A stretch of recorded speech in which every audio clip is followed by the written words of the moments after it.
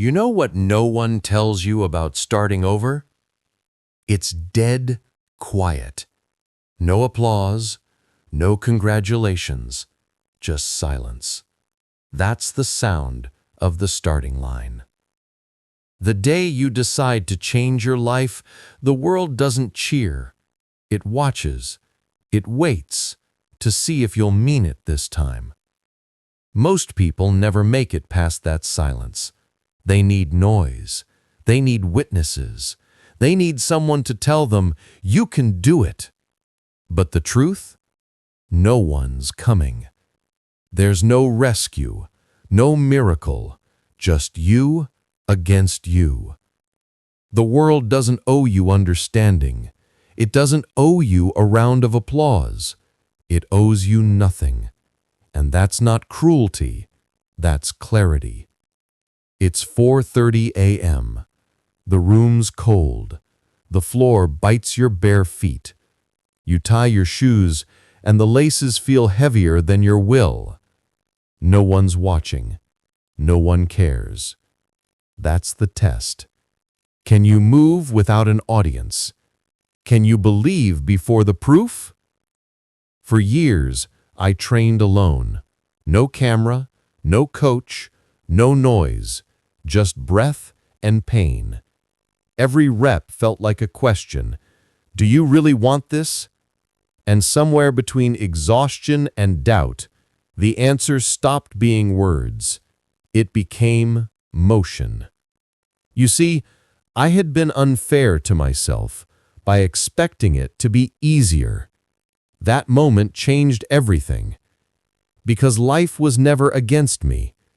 It was just waiting. For me to stop waiting. That's when I started building the only thing that mattered. The mind. Not motivation. Not hype. Discipline. It's the quiet power that doesn't care about feelings. It shows up when you don't want to.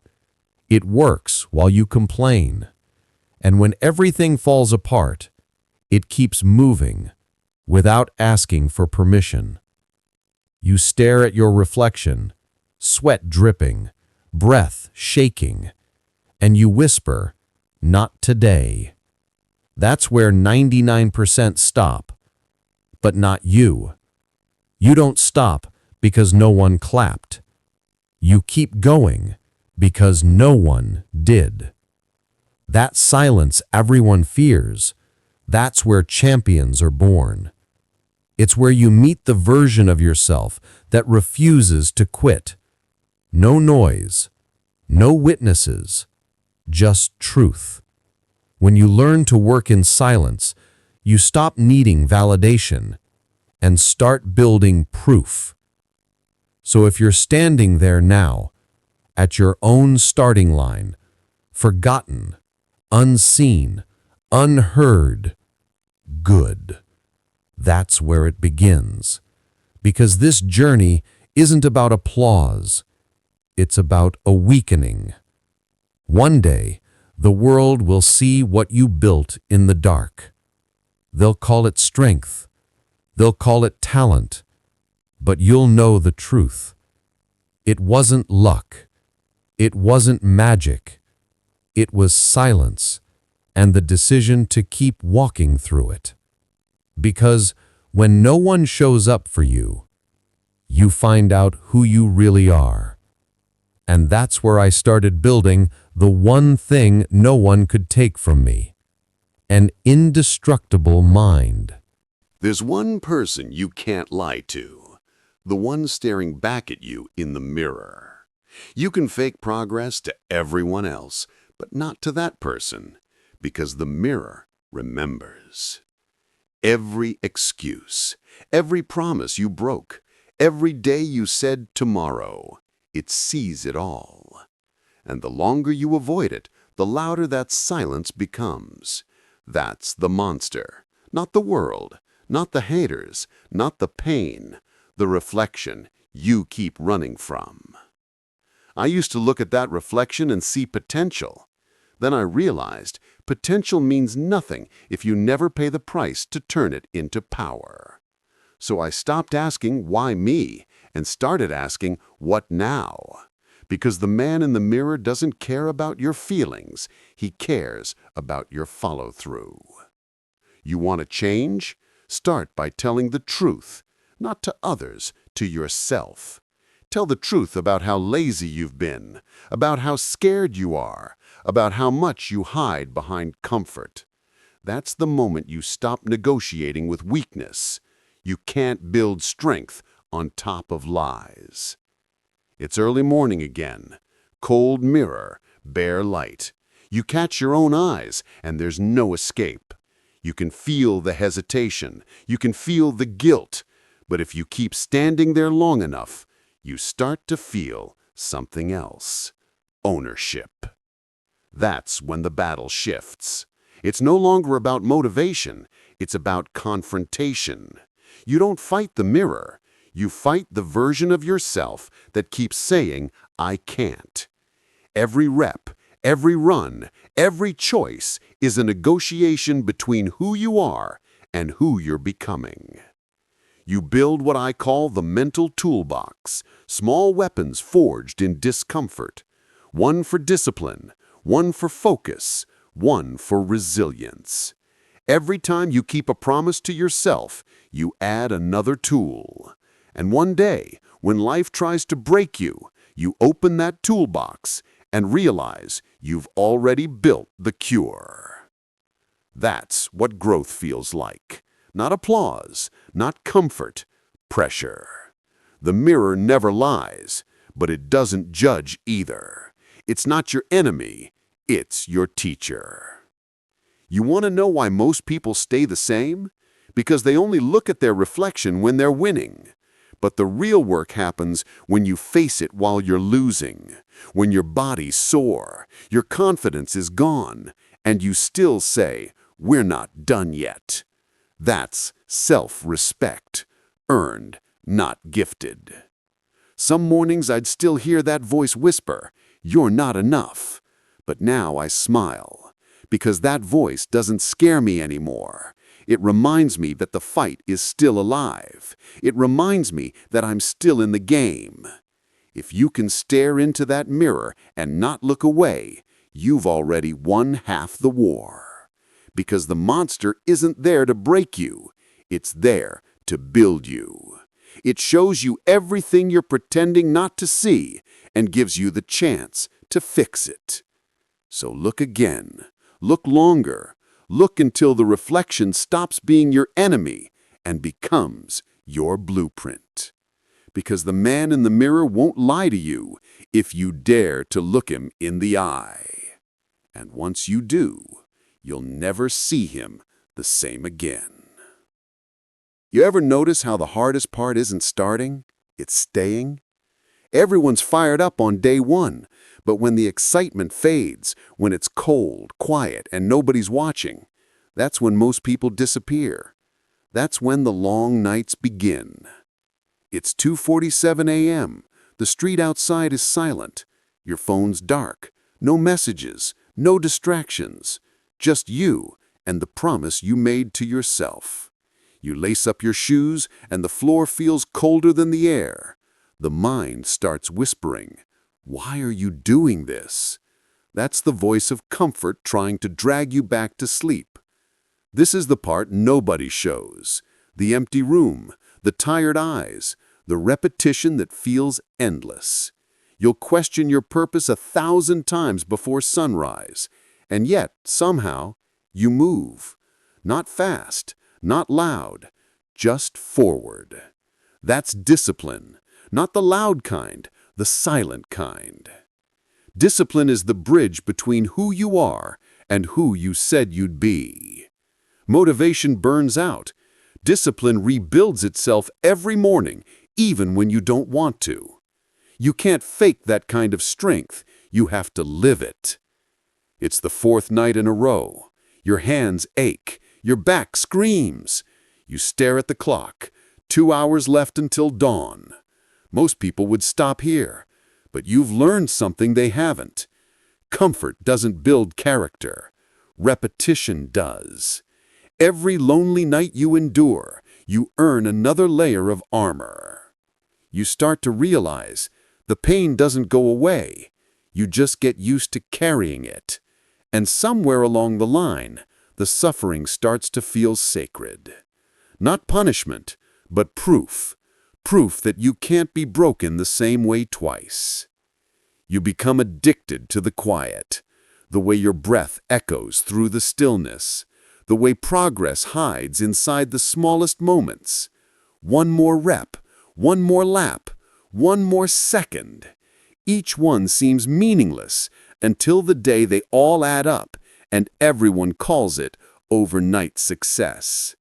But there are no overnight successes, only nights like this, long, slow, unseen. The kind of nights where dreams don't feel like destiny, they feel like work. And that's when you know you're changing, because you stop chasing motivation and start respecting repetition. Sometimes I'd finish a session and just sit there, hands trembling, heart pounding, too tired even to celebrate. And I realized, this is the celebration. The pain, the solitude, the persistence, that's the ceremony of growth. No lights, no crowd, just progress, breathing quietly in the dark. Because every long night trains you for the storms ahead. It teaches you how to move when no one's clapping, how to keep your word when no one's watching. It turns your routine into your refuge, your discipline into your identity. So if you're out there, tired, unseen, questioning if it's worth it, remember this: every minute you spend in the dark is a seed planted for the light. The world may not see you now, but it will see what the darkness built. Because while the world sleeps, the few rise. And when morning comes, the world wakes up to the sound of your footsteps. The long nights made you. The hardest fight isn't against anyone else. It's against the voice inside your own head, whispering when the room is silent, when your eyes are heavy, when your body aches. The one that tells you, stop, rest, you've done enough. That's your real opponent. It whispers while the world sleeps. It waits until your body aches, until your mind questions every choice. You can outrun pain. You can lift weight. You can push through exhaustion. But can you outrun your own doubts? The mind quits first. The body is only following orders. Fear, laziness, excuses, they all start as whispers, tiny, harmless at first. But if you let them grow, they become your reality. Every victory in your mind adds another weapon to your arsenal. Your body simply follows. The war isn't won in the gym.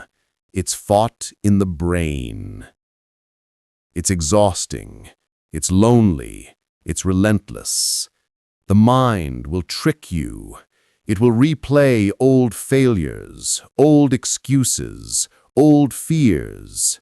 Do you follow comfort, or do you follow the promise you made to yourself? Every day, in every decision, you choose, am I the commander or the soldier lost in my own mind? Pause. Let it sink in. The stronger you get mentally, the more the body obeys, the more the world bends to your will. Some nights the whispers return. Why bother? It's too hard. And I smile, because the war is meant to teach you something. The longer you stay in it, the stronger you become. The war within never ends.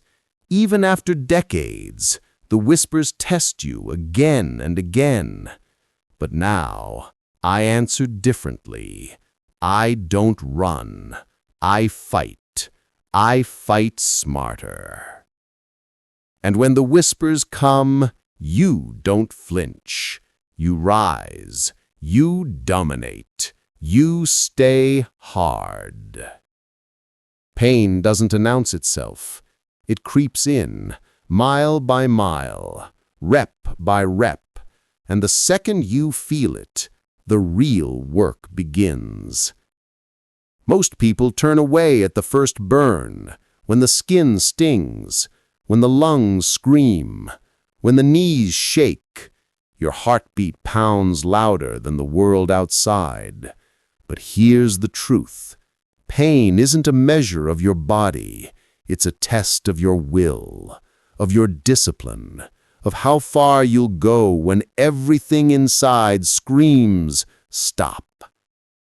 The edge of pain is lonely. No one is there to cheer. No one is there to say, you can do it. It's just you. Your breath, your burning muscles, your mind begging for an escape.